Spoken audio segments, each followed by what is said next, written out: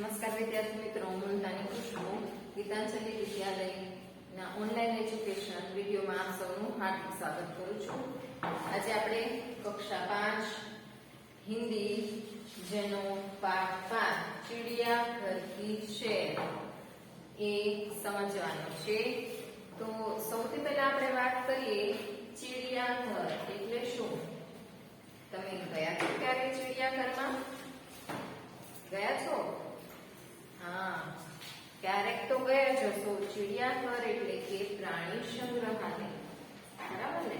તો તમે ગયા હોય અને કદાચ તમે ત્યાંના પ્રાણી સંગ્રહાલયમાં ગયા હોય તો તમને ખ્યાલ હશે કે ત્યાં જુદા જુદા પ્રાણીઓ ઉપરાંત પક્ષીઓ અને એ દરેકને આપણે જોઈ શકીએ છીએ એક જ જગ્યાએ, બરાબર?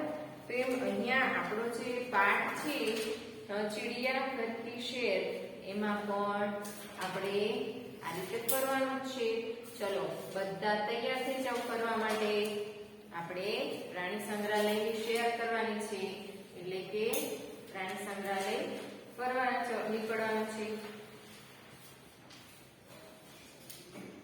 कल गीता अपने दादाजी के साथ चिड़ियाघर गई थी. હવે અહીંયા ગીતાની વાત છે કે ગઈકાલે ગીતા પોતાના દાદાજી સાથે चिड़ियाघर એટલે કે પ્રાણી સંગ્રહાલય ગઈ હતી. उसने देखा शेर के पिंजड़े के पास बहुत भीड़ थी. તમને અહીંયા ચિત્ર આપેલા છે, એના હિન્દી નામ બોલવાના છે. તો કે છે કે એણે જોયું કે જે સિંહનું પિંજરું હતું એની નજીક ખૂબ જ ભીડ હતી. शेर गरजा तो सब डर कर पीछे हट गए. सामने लोग बंदर को मूंगफली और केला खिला रहे थे. जो पहला तो સૌથી પહેલા ફરવા નીકળ્યા એટલે ગીતા છે સિંહના પિંજરા પાસે ગઈ. ત્યાં બહુ જ ભીડ હતી. જેવી સિંહે ગર્જના કરી કે ત્યાં નજીક ઉભેલા લોકો થોડા દૂર હટી ગયા. ત્યાં સામે જ વાંદરાનું પિંજરું હતું. ત્યાં વાંદરાને લોકો મગફળી અને કેળા ખવડાવતા હતા.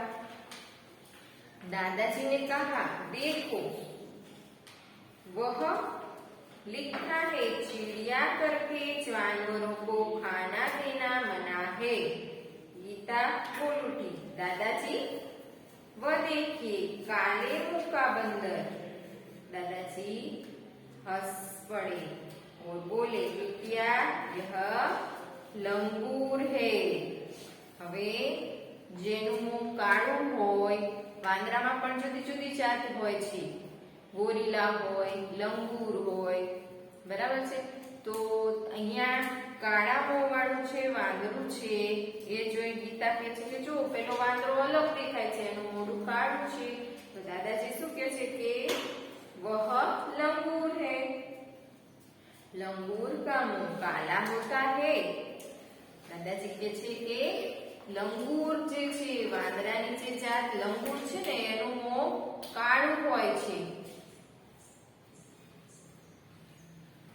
एक जगह गेंडा दिखाई दिया जिसकी नाक पर बड़ा सा सींग था. હવે એક જગ્યાએ આગળ ક્યાં પ્રાણી સંગ્રહાલયમાં આગળ ફરે છે ત્યારે એક જગ્યાએ ગેંડો જોવા મળે છે જેના નાક ઉપર શીંગડું હોય છે.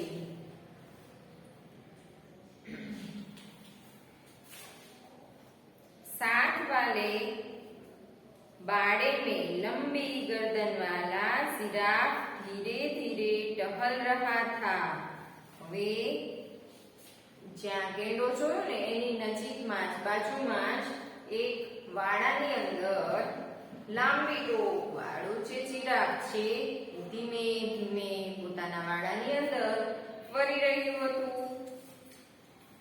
गीता दादाजी को खींचते हुए आगे ले गई. वहां भालू दो पैरों पर खड़ा था. भालू એટલે રીંછ.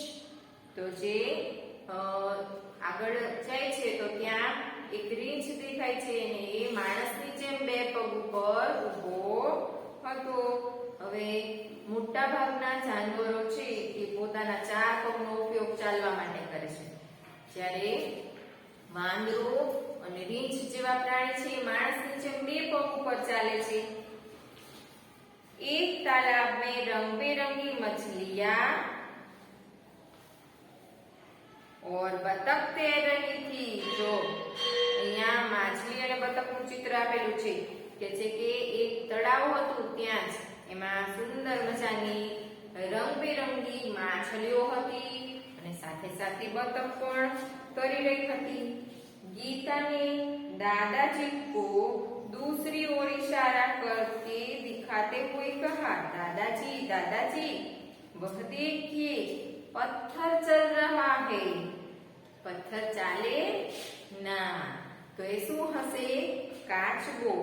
હા, તો અહીંયા શું કે છે કે જ્યારે ગીતા છે એ પથ્થર જેવો દેખાતો કાચબાને જોવે છે ચાલતો, એટલે એને નવાઈ લાગે છે અને એના દાદાજીને કહે છે કે દાદાજી દેખો વહાં પत्थर चल रहा है. दादाजी ने उसे समझाते हुए बोला, बिटिया यह कछुआ है. जब इसे डर लगता है तो वह अपनी गर्दन और हाथ पैर अपने खोल में छिपा लेता है. તમે જોયો જશે કાચબો હોય ને એને આ રીતનું ઢાલ જેવું હોય, એના પર આવી જુદી જુદી ડિઝાઇનો હોય. જ્યારે એને ડર લાગે એટલે એના જે પગ છે એ અને મોઢું એ સંતાડી દે, એ પોતાની ખોલની અંદર લઈ લે છે. બરાબર છે? खोल उसका रक्षक है. એટલે કે બીજા કોઈ પ્રાણી કદાચ એને ખાવા આવે ને તો એ આ જે એનું ઉપર કવર છે ને એની અંદર ઘૂસી જાય, જેથી આ ભાગ છે એકદમ કડક હોય, એને ખાઈ ના શકે. એટલે આ એનું એક રક્ષક છે એવું કહી શકાય. गीता दौड़कर आगे गई. एक बड़े तालाब में मगर तैर रहे थे. जैसे ही एक मगर ने मुंह खोला, गीता ने डरकर दादाजी का हाथ पकड़ लिया. હવે આગળ જાય છે ગીતા, તો ત્યાં એક તળાવની અંદર મગર તરી રહ્યા હતા. તો જેવું મગરે મોઢું ફાડ્યું કે તરત જ ગીતા તો ડરી ગઈ, એ તો એના દાદાજીનો હાથ પકડી લે છે. कुछ और आगे एक बड़ा सा पिंजरा था, उसमें बहुत सी चिड़िया थी. गीता ने खुशी से ताली बजाई और कहा, वह देखो हरियर तोता. શું કે છે? લીલો પોપટ. दादाजी ने कहा, हाँ, और उधर देखो वह सफेद वाला विदेशी काका कौवा है. सफेद जो तोता होता है એટલે કે સફેદ જે પોપટ હોય છે એને કાકા કૌવા કહેવાય અથવા તો કાતુઆ. એનું નામ હિન્દીમાં કાતુઆ છે, વિદેશી પક્ષી છે. ગીતા ચહક કર બોલી, दादाजी कुछ चिड़िया तो हमारे घर के पास भी दिखाई देती है. जैसे કઈ ચીડિયા છે જે આપણા ઘરની આસપાસ દેખાય છે? તો આપણે કહી શકીએ કે ચકલી, है ना? तो ત્યારબાદ पिछले साल पिकनिक पर हमने बाग में नाचता हुआ मोर भी देखा था. બગીચામાં જાઓ તો ત્યાં બગીચામાં નાચતા મોર છે કળા કરે, પોતાના પંખોને ફેલાવીને સુંદર મજાની કળા કરતા હોય એ પણ જોવા મળે છે. दादाजी ने गीता को बताया कि सबसे बड़ा पक्षी शुतुरमुर्ग होता है. शुतुरमुर्ग એ સૌથી મોટું પક્ષી છે. હવે શુતુરમુર્ગ એટલે તમને અહીંયા દેખાય જ છે, લાંબી ડોક વાળું, જેને આપણે શાહમૃગ કહી શકીએ. ગુજરાતીમાં શાહમૃગ એટલે શુतुरमुर्ग. वह देखो शुतुरमुर्ग पेड़ की छाया में खड़ा है. તો દાદાજી પાછા બતાવે છે કે જો ત્યાં ઝાડના છાયામાં શુતુરમુર્ગ એટલે શામળું ઊભું છે। चिड़ियाघर में हाथी और ऊंट की सवारी भी कर सकते हैं। सामने आइसक्रीम का एक ठेला था। दादाजी ने अपनी लकड़ी टिकाई और गीता के लिए आइसक्रीम खरीदी। હવે શું કહે છે કે ઊંટ અને હાથી પણ હતા જે આ પ્રાણી સંગ્રહાલય હતું ત્યાં હાથી અને ઊંટ પર બેસીને આપણે ચક્કર મારી શકીએ અને એની સવારી કરી શકીએ। સામે એક આઈસ્ક્રીમની દુકાન હતી ત્યાં આઈસ્ક્રીમ પણ ખવાય તો દાદાજી છે એ આ જે ગીતા છે એના માટે આઈસ્ક્રીમ ખરીદીને લાવે છે। अब तक दोनों थक चुके थे। वे चिड़ियाघर के दरवाजे से बाहर आए, बस पकड़ी और अपने घर आ गए। શું કહે છે કે હવે બધે ફરી જુદા જુદા પ્રાણીઓ જોઈ અને હવે દાદા ને દીકરી બંને થાકી ગયા છે એટલે હવે એ જે પ્રાણી સંગ્રહાલયનો દરવાજો છે ત્યાંથી બહાર નીકળી જાય છે બસ પકડીને ઘરે આવતા રહે છે। હવે અમુક શબ્દાર્થ આપેલા છે। શબ્દાર્થમાં આપેલું છે चिड़ियाघर तो શું કહેવાય તો કે वो जगह जहाँ पशु पक्षी देखने के लिए रखे जाते हैं। ગુજરાતીમાં પ્રાણી સંગ્રહાલય। ત્યાર પછી બાળા તો ઘિરા हुआ स्थान એટલે કે એક વાળો ગુજરાતીમાં આપણે કહી શકીએ। खोल तो कछुए के ऊपर का सख्त भाग છે કાચબાની ઉપરનો કડક ભાગ છે। लंगूर तो एक विशेष प्रकार का बंदर जिसका मुंह काला तथा पूंछ लंबी होती है। लंगूर એટલે એવો વાંદરો કે જેનું મોઢું કાળું છે અને લાંબી પૂંછડી હોય। હરિયલ એટલે હરે રંગના એટલે કે લીલા રંગનો। ऊंची आवाज में पढ़िए। रक्षक रक्षा पक्षी जो અહીંયા ક્ષ નો ઉપયોગ થયો છે ક્ષ વાળા શબ્દો છે ત્યારબાદ ત્ર વાળા પત્ર નેત્ર પુત્ર પછી જ્ઞ વાળા શબ્દો છે આજ્ઞા જ્ઞાન પ્રજ્ઞા પછી શ્ર વાળા શબ્દો છે શ્રમ परिश्रम विश्राम। હવે પ્રશ્ન નંબર 2 પઢીએ ઓ લખીએ। અહીંયા જે અક્ષરો આપેલા છે એ વાંચવાના અને લખવાના છે। તમે પોતાની પાઠ્યપુસ્તકની અંદર આ પૂરતા જ રહેજો। મક્ખન તો નીચે જોઈને લખવાનું છે મક્ખન। મચ્છર ચીટી હવે જો જે મક્ખન છે ક અને ખ બંને જોડિયો શબ્દ છે એ જ રીતે મક્ખી પછી મચ્છર છે એમાં ચ અને છ જોઈન્ટ છે એ જ રીતે મગરમચ્છ મચ્છર અને મગરમચ્છ પછી ચીટી તો ગઠ્ઠર અહીંયા પણ ટ અને ઠ જોઈન્ટ છે। પછી પાઠ્યપુસ્તકના પેજ નંબર 30 જુઓ। निम्नलिखित अंश को पढ़कर प्रश्न के उत्तर दीजिए। હવે જો અહીંયા એક ચોરસ આપેલું છે એની અંદર कुछ अजब कुछ गजब। હવે સાંભળો હું વાંચું છું એના આધારે નીચેના પ્રશ્નોના ઉત્તર આપવાના છે। अगर आप कभी गौर करें तो आपको पता चलेगा कि छोटे बच्चे अपने पलकों को 1 मिनट के औसतन 1 से 2 बार झपकाते हैं, जबकि वयस्कों में यही संख्या करीब 10 होती है। હવે જે નાના બાળકો હોય ને પોતાની આંખનો પલકારો 1 મિનિટની અંદર દર 1 મિનિટે 1 થી 2 વખત પલકાવે આંખને। જ્યારે વયસ્ક એટલે પુખ્ત વયના છે એ લોકો 1 મિનિટની અંદર લગભગ 10 વખત આંખને ઝબકાવે।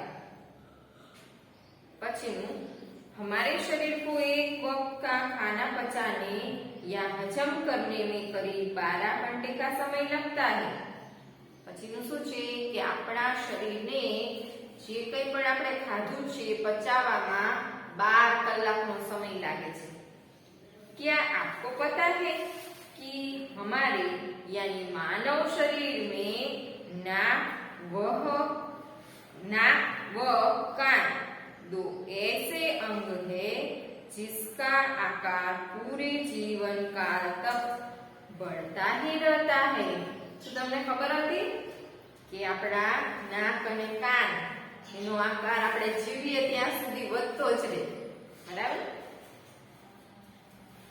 હવે અહીંયા આજે આપણે ઉપર સમજ મેળવી કંઈક અજબ પૂછ ગજબ પૂછ અજબ પૂછ ગજબ એના आधारे આપણે પ્રશ્નોના જવાબ આપવાના છે। छोटे बच्चे और वयस्कों की पलकें झपकने में क्या अंतर है? तो એમાં આપણે જવાબ આપી શકીએ कि छोटे बच्चे अपनी पलकों को 1 मिनट में औसतन 1 से 2 बार झपकाते हैं, जबकि वयस्कों में यह संख्या करीब 10 होती है। प्रश्न बीजो, हमारे शरीर को कौन सा कार्य करने में 12 घंटे लगते हैं? तो एनो जवाब આપણે શું આપીશું? हमारे शरीर को एक वक्त का खाना पचाने में करीब 12 घंटे लगते हैं। प्रश्न 3, शरीर के ऐसे कौन से 2 अंग हैं जो पूरे जीवन काल तक बढ़ते रहते हैं? तो मानव शरीर में नाक व कान ऐसे 2 अंग हैं जो पूरे जीवन काल तक बढ़ते ही रहते हैं।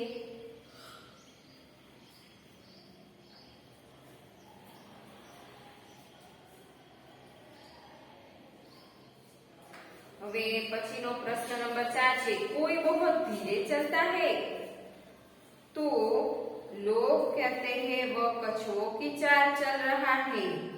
अब तुम बताओ कि तेज चलने वाले को क्या कहते हैं?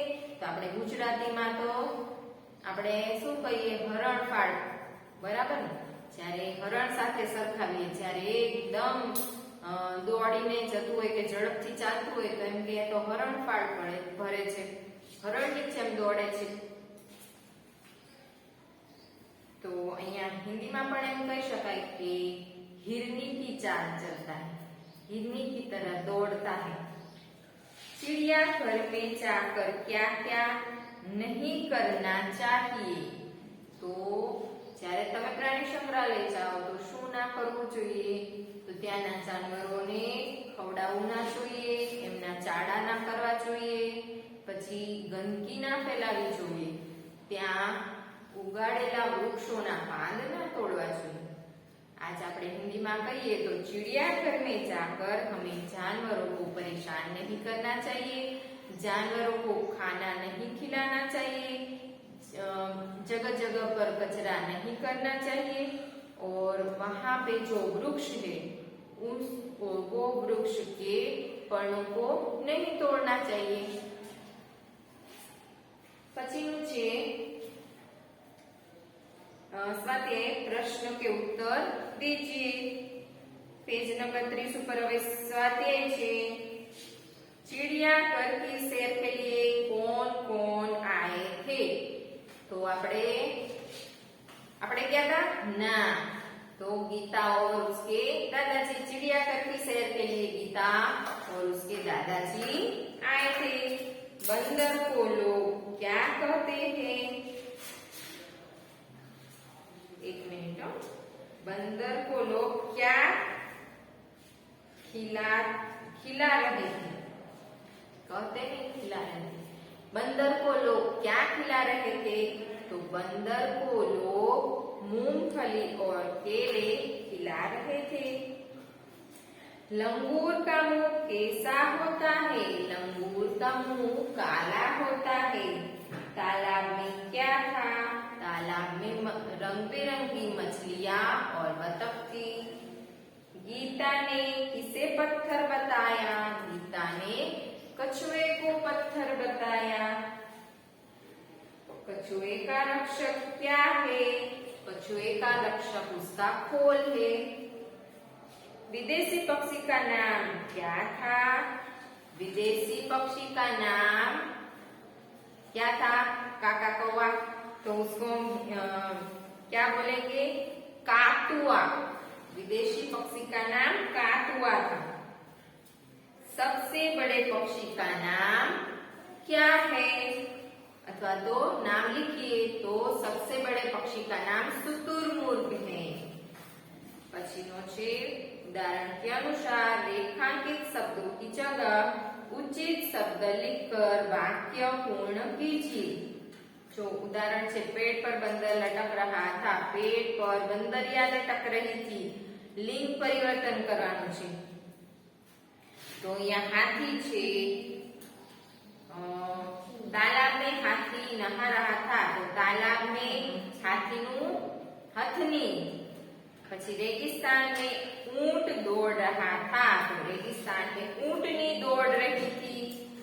जंगल में मोरनी नाच रही थी। અહીંયા મોરની આપ્યું છે, સ્ત્રીલિંગ આપ્યું છે, હવે પુલ્લિંગ કરવાનું છે, તો જંગલ में मोर नाच रहा था। पिंजड़े में शेर दहाड़ रहा था, तो पिंजड़े में शेरनी दहाड़ रही थी। नीचे दिए गए जंगल के दृश्य का वर्णन कीजिए। जो અહીંયા એક સરસ મજાનું ચિત્ર આપેલું છે, એ જંગલનું છે। એમાં જુદા જુદા પ્રાણીઓ જોવા મળે છે। નદી કિનારાનું દ્રશ્ય છે। સામે દૂર વૃક્ષ પર જોઈએ તો એક વાંદરો છે। ત્યાર પછી એની નજીકમાં હરણ પાણી પીરે છે। ત્યાંથી આગળ તો એક જીરાફ ઊભું છે। પછી જે નજીકમાં પથ્થર પડ્યા છે, પથ્થરની વચ્ચે સંતાઈને સિંહ બેઠો છે। શિકારની શોધમાં બેઠો હોય આ રીતે સંતાઈને બેસે પછી નજીકમાં જે કોઈ પણ પ્રાણી આવે એટલે એના પર અટેક કરે, હુમલો કરે અને એને ખાઈ જાય। પાણીમાં બતક છે। બીજે કાંઠે જોઈએ તો એક સસલું પાણી પીવા આવ્યું છે અને એક હાથી છે। આકાશમાં પક્ષીઓ છે। ત્યારબાદ પ્રશ્ન નંબર 4, चित्र के आधार पर रिक्त स्थानों की पूर्ति कीजिए। હવે અહીંયા જુદા જુદા ચિત્ર છે। પહેલું છે સિંહનું, તો એને હિન્દીમાં કહેવાય શેર, પછી બતક, ગેંડા અને તોતા। હવે આપણે અહીંયા ખાલી જગ્યા પૂરવાની છે। ખાલી જગ્યા જોર से गरजा, तो शेर जोर से गरजा। चिड़ियाघर में एक सींग वाला गेंडा था। तालाब में खाली जगह तैर रही थी, तो बतख, तालाब में बतख तैर रही थी। हरियल तोता टे टे करता था। बराबर ने? પછી पेज नंबर 32 જુઓ, પાઠ્યપુસ્તકના पेज नंबर 32, प्रश्न नंबर 5, चित्र पहचान कर आयत में से उनका हिंदी नाम ढूंढकर लिखिए। बाजुમાં जो બોક્સ આપેલું છે એમાંથી ચિત્ર જે છે ચિત્રનું જે હિન્દી નામ હોય એ લખવાનું। પહેલું ચિત્ર તમે જોઈ શકો છો, બધાને ખબર છે શેનું છે? સિંહનું, જેને આપણે કહીશું શેર। તો શેર પછી એની શેર છે એની નીચે છે મગફળી, એનું હિન્દી નામ આવશે મૂંગફળી। દેખાય છે તમને? મળી ગયું મૂંગફળી, તો એ લખી લો, મગફળી છે એની બાજુમાં। પછી ત્રીજું ચિત્ર કેળાનું છે, તો કેળાને હિન્દીમાં કહેવાય કેલા, તો કેલા લખી લો। ત્યાર પછી ગેંડાનું ચિત્ર છે જેને હિન્દીમાં ગેંડા જ કહેવાય। પછી છે રીંછનું ચિત્ર, જેને હિન્દીમાં ભાલુ કહેવાય, તો રીંછની બાજુમાં ભાલુ લખો। ત્યારબાદ માછલીનું ચિત્ર છે જેને હિન્દીમાં માછલી કહેવાય। હવે આ જે ચિત્રો છે એક બાજુના, એના નામ આપણે સામે લખ્યા। પછી બીજી બાજુ જુઓ, મગર છે તો એને હિન્દીમાં મગર કહેવાય. પછી ચકલી છે તો ચકલીને ગોરૈયા કહેવાય. પછી ત્યારબાદ પોપટ છે તો પોપટને કહેવાય તોતા. પોપટની નીચેનું ચિત્ર મોરનું છે તો એને કહેવાય મોર. પછી શાહમૃગનું ચિત્ર છે જેને શુતુરમુર્ગ કહેવાય. નીચે હાથીનું ચિત્ર છે જેને હાથી જ કહેવાય. ચલો તો આ પાઠ આપણો અહીંયા જ પૂરો થાય છે. હવે નવા પાઠ સાથે નવા વિડીયોમાં મળીશું. ત્યાં સુધી આવજો.